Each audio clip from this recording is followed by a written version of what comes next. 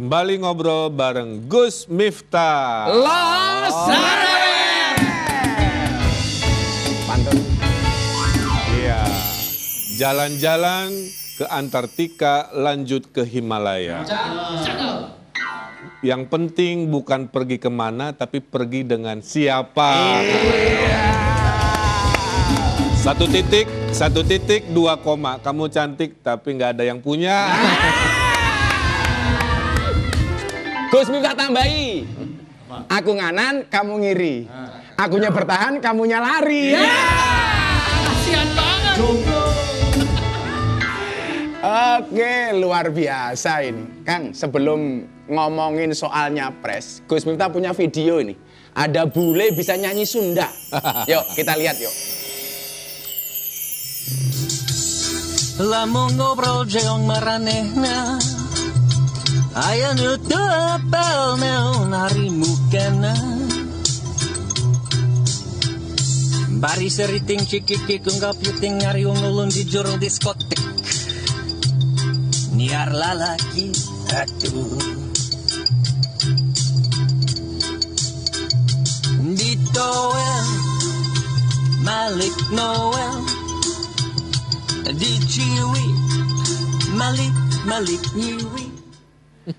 Kang Emil posting ini di Instagram. Komentar Kang Emil. Kaget banget karena lagu-lagu Sunda, tapi yang mempopulerkan bule. Dunia tuh kebalik-balik. Generasi sekarang suka K-pop, ya. Sekarang? Ya generasi Indonesia sekarang sukanya Korea, pop. Betul. Sementara orang bulenya suka lagu Suka Sunda.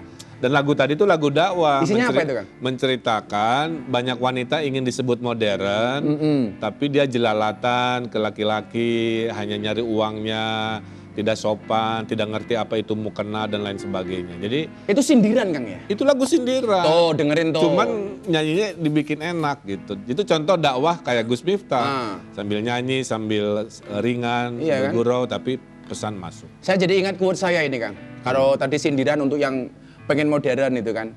Cantik karena air wudhu lebih sahdu daripada cantik karena gincu. Saya malu ya, yang bule bisa nyanyi Sunda. Gus Miftah nyanyi Sunda cuma bisa satu, Kang. Apa tuh? Haredang, haredang, haredang. Janda-janda herang.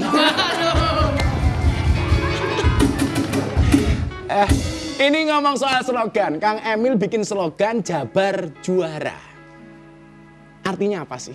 Baldatun Thayyibatun Warabun Ghafur. Oh, itu terjemah dari itu? Iya, juara lahir batin. Jadi saya nggak mau jadi masyarakat yang bagus infrastrukturnya, tapi agamanya, spiritualitasnya ditinggalkan, nggak mau. Saya ingin orang rajin ke masjid, jalan-jalan, infrastruktur juga hadir di mana-mana. Karena hidup itu dunia dikejar, akhirat dipersiapkan. Itu prinsipnya. Juara lahir batin. Apa slogan itu tanda-tanda Kang Emil pengen nyapres? Ini pertanyaan serius? Serius. Oh, serius. Karena nanti kalau saya punya angan-angan sih kalau Kang Emil jadi presiden, saya pengen dia kan jadi menteri, Kang. Menteri Negara Urusan Khusus, disingkat Menrakus. Bener nggak Kang Emil tuh punya apa namanya Gini, cita-cita pengen nyapres? Saya nggak pernah cita-cita jadi wali kota. Jangan jadi wali kota. Allah takdirkan. Saya nggak pernah mimpi jadi gubernur, alokasi. Nah kalau urusan presiden juga gimana takdirnya. Kalau pintunya terbuka saya bismillah. Kalau pintunya tertutup tidak ada penyesalan. Karena kepemimpinan itu sama aja. Hanya masalah angka. Jadi wali kota, jadi gubernur, jadi presiden sama harus amanah, harus jujur, harus istiqomah. Hanya masalah angka. Kalau wali kota yang diurus 2,5 juta. Gubernur 50 juta. Jawa Barat 50 juta, Kang, 50 ya? juta segede Korea Selatan udah kayak presiden kan. Kalau jadi presiden Indonesia ya 260 juta. Jadi menunggu takdirnya aja. Tapi bukan sesuatu yang harus wah sampai gimana-gimana saya kira enggak. Tapi Allah menjadikan sesuatu yang tidak mungkin menjadi mungkin. Daud orang biasa jadi raja, kan? Tapi jangan terlalu diambisikan nanti stres. Stres, Kang, ya? Itu prinsip. Tapi biasanya kepala daerah itu kalau punya apa namanya keinginannya nyapres dibully, Kang. Tapi ini netizen banyak yang dukung loh. Komentar Kang Emil. Kali kita harus kayak gini, ada noisy minority, ada silent majority. Di netizen itu kelompok kecil tapi bising. Sebenarnya yang banyak itu yang diam. Jadi kalau ramainya di netizen tidak atau belum mencerminkan apa yang sebenarnya di kelompok besar tapi diam itu. Harus dicek betul lah. betul nggak ini suara dukungan atau bulian? Betul, makanya sebutnya noisy minority. Noisy Minority. Kecil jumlahnya tapi bisingnya. Tapi juga tidak boleh diremehkan kan? Oh enggak, karena mereka jadi, maaf bahasa Inggris lagi, opinion maker gitu. Kecil tapi bising, maka dikutip media kan, Twitter itu kan begitu. Dengan pencapaian Kang Emil seperti hari ini, kira-kira ada nggak cita-cita atau obsesi yang belum tercapai sampai hari ini? Karena Kang Emil itu saya pikir orang yang sekian banyak cita-cita lah. Saya ingin mensejahterakan desa, klise ya, tapi saya melihat masa depan setelah COVID ini di desa. Kenapa? Kalau di desa jauh dari penyakit, tapi di desa sekarang banyak ditinggalkan karena kehidupannya dianggap tidak sejahtera seperti kota. Tapi dengan 4.0, digitalisasi itu bisa. Maka sekarang semboyannya generasi baru, tinggallah di desa, rezeki kota, bisnis mendunia. Oh, bisnis mendunia. Luar biasa. Itu tadi obrolan menarik saya dengan Kang Ridwan Kamil. Jangan kemana-mana dulu, Kang. Karena sekarang tausiah ala Gus Miftah. Mari kita dengarkan tausiah ala Gus Miftah. Mari kita dengarkan tausiah ala Gus Miftah.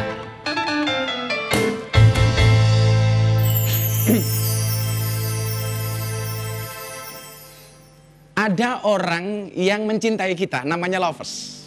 Tapi juga ada orang yang membenci kita, namanya haters. Maka saya sering mengatakan, haters itu ada lovers yang tertunda. Bagaimana kita menghadapi orang-orang yang membenci kita? Saya mau ngambil contoh dari Rasulullah Muhammad SAW. Ketika beliau hijrah dari Mekah ke Madinah, masuk kota Madinah, ini ada tokoh yang membenci Rasulullah Muhammad SAW. Namanya siapa? Abdullah bin Ubay. Kenapa Abdullah bin Ubay membenci Nabi Muhammad? Karena ketokohan Abdullah bin Ubay di Madinah merasa tersaingi. Sehingga kemudian kedatangan Nabi Muhammad ke kota Madinah menjadikan orang Madinah berpindah ke lain hati. Disitulah kemudian Abdullah bin Ubay marah dengan Rasulullah. Dia memprovokasi orang-orang Madinah dengan mengatakan apa? Samin kalbak yakulka. Gemukkanlah anjingmu, maka anjingmu akan memakanmu. Coba kita lihat. Seorang Muhammad dikatakan oleh Abdullah bin Ubay seperti anjing. Pertanyaannya, apakah Nabi Muhammad marah? Tidak. Tetap saja Nabi Muhammad fokus dengan tujuannya, fokus dengan dakwahnya, fokus dengan apa yang menjadi perintah Tuhannya.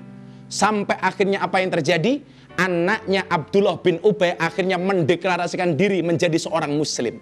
Dan Anda tahu, singkat kata, Abdullah bin Ubay meninggal dunia. Sang anak mendatangi Rasulullah. Apa yang dia katakan sama Rasulullah? Wahai Rasulullah Muhammad, bapak saya meninggal. Berkenankah engkau mendatangi bapak saya untuk takziah?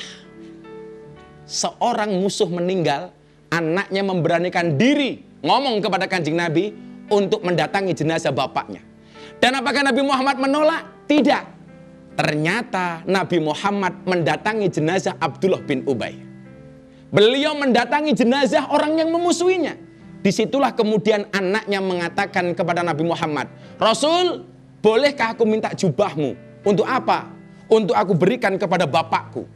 Mikirnya anaknya Abdullah bin Ubay, kalau bapaknya menggunakan jubah Rasulullah tidak akan ditanya oleh malaikat Munkar Nakir. Makanya kalau Kang Emil besok tidak mau ditanya Munkar Nakir, caranya gampang, Kang. Kain kafannya jangan putih tapi hijau. Pasti malaikat teriak, wow, lontong.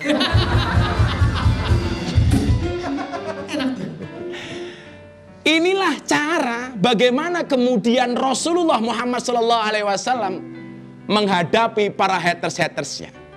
Bahkan tidak sampai di situ, sang anak mengatakan kepada Rasulullah, wahai Rasulullah, maukah engkau mensolatkan jenazah bapak saya? Saat itu belum ada larangan mensolatkan jenazah orang non-Islam.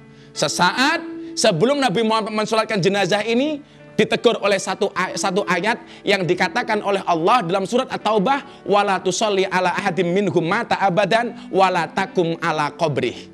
Janganlah sekali-kali kamu Muhammad mendoakan, mensolatkan orang yang mati salah satu di antara mereka, dan janganlah kamu berdiri di atas makamnya.